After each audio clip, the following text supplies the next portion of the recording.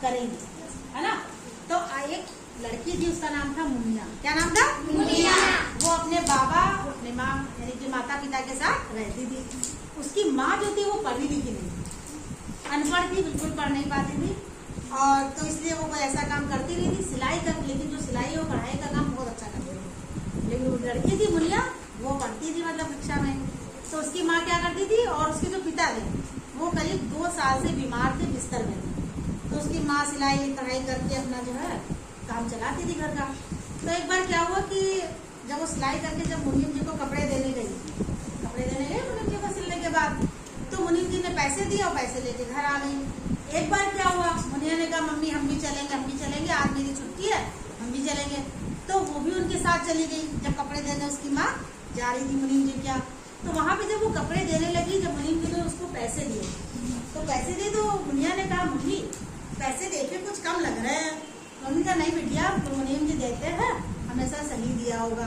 तो नहीं मम्मी देखे, तो उसने देखा पैसे को गिना और कहा कि इसमें पैसे तो कम है मम्मी, पैसे इसमें पूरे नहीं है। तो अभी एक दिन हो गया, दोबारा फिर हो गई, जब कपड़े सिल गए दोबारा से, तो फिर उनके साथ गई। फिर मुनीम जी ने पैसे कम दिए, फिर उसने गिना। तब उसने कहा मम्मी देखो ये बार बार मुनीम जी आपको पैसे कम दे रहे हैं। तो मुनीम जी से कहा, तो मुनीम जी ने जो है बड़ी उससे देखा लड़की को, और फिर उसके बाद वो पैसे दे दिए उस दिन के। तो वो जब घर आई, उसने अपनी मम्मी से कहा मम्मी देखो मुनीम जी ने आपको पता नहीं कब से कम पैसे दिए होंगे, कितना उन्होंने जो है आप घपलेबाजी करी है। तो कहा बिटिया हम क्या कर सकी थे, हम तो पढ़े लिखे हैं नहीं। तो कहा मम्मी कोई बात नहीं, आप पढ़ी लिखी नहीं है लेकिन हम तो है, मैं हूँ, मैं आपको पढ़ाऊंगी। फिर उसके बाद क्या करा, मुनिया ने अपनी माँ को धीरे धीरे करके गिनतियाँ सिखा दी।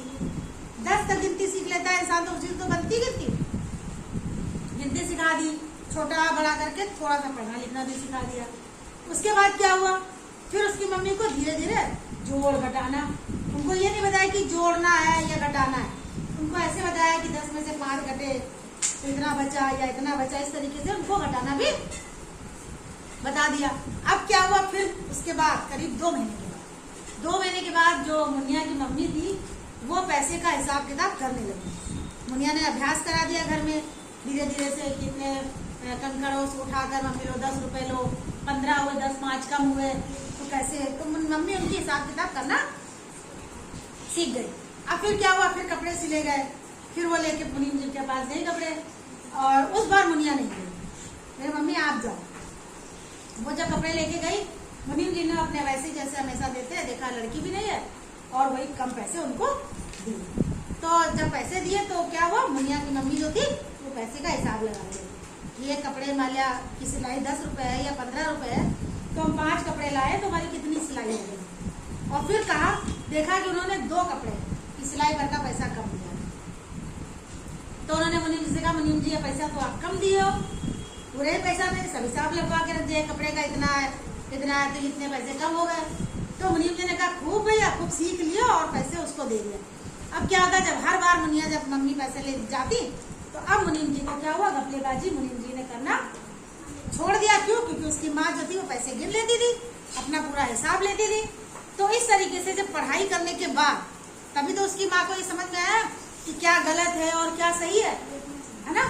तो इस तरीके से मुनिया ने अपनी माँ को जो है थोड़ा थोड़ा बताकर इस लायक बना दिया कि वो भी अपना हिसाब किताब कर सके और अपने जो पैसे उन्होंने अपनी मेहनत से कमाए वो पूरा पैसा मिल सके। जितनी हमने मेहनत की है, कम से कम हमारी मेहनत का तो पूरा हमको मिल सके, है ना। तो इस धीरे धीरे मुनिया की मम्मी को भी पढ़ाई का महत्व समझ में आ गया और उन्होंने कहा कि अपनी बेटी को उन्होंने पढ़ लिया कि हम और ज्यादा पढ़ाएंगे ताकि ये कभी ऐसे किसी से धोखा ना खा सके। तो कैसी लगी कहानी? आपको क्या करना है, आपको जिन बच्चों की मम्मी को पढ़ना नहीं आता है, नहीं लिख पाती है, उनको ये प्रण करना है कि आज जाएंगे और धीरे धीरे से, एकदम से किसी सिखा दोगे तो कोई नहीं करेगा, धीरे धीरे से उनको कभी आज 2 4 तक की गिनती बताई है, कल 5 तक की, 10 तक की बताई है, तो फिर उसमें से घटाने का बताना शुरू कर दिया या थोड़ा थोड़ा पढ़ना लिखना शुरू कर दिया ताकि वो अंगूठा ना लगाए, अपना नाम लिख सके और इतना पढ़ सके कि कोई उनसे किसी गलत कागज पर साइन ना करे, है ना। क्योंकि जब वो पढ़ ही नहीं पाएंगी तो कहेगा ये कागज देखो है, तो उसके ऊपर अंगूठा लगा देगी, खाली साइन सीखेंगे तो केवल नाम लिख पाएंगे। थोड़ा थोड़ा अगर पढ़ना सीख जाएंगी तो वो पढ़ के साइन करेंगी, ताकि उनको पता रहेगा कि हमारा कोई गलत कागज पे साइन नहीं कराया गया। और कोई दुकानदारी, किसी की दुकान है या कोई वैसा मजदूरी का काम करता है, मजदूरी में भी लोग करने जाते हैं तो खूब 100 रुपए का काम होगा, 90 देंगे, 10 काट देंगे, कोई जान ही नहीं पाता। तो हमें क्या करना है, अपने आप को इतना सक्षम बनाना है कि हमारे साथ कोई गलत ना कर सके। और इसके लिए हमें क्या करना है, सबसे पहले पढ़ाई करनी है, यानी खुद भी और अपने आसपास भी। अब सबसे पहले अपनी माँ को बताओ, या कोई बड़ी बहन है किसी कारण से उसकी पढ़ाई छूट गई है तो उसको बताओ। करेंगे ना सब लोग?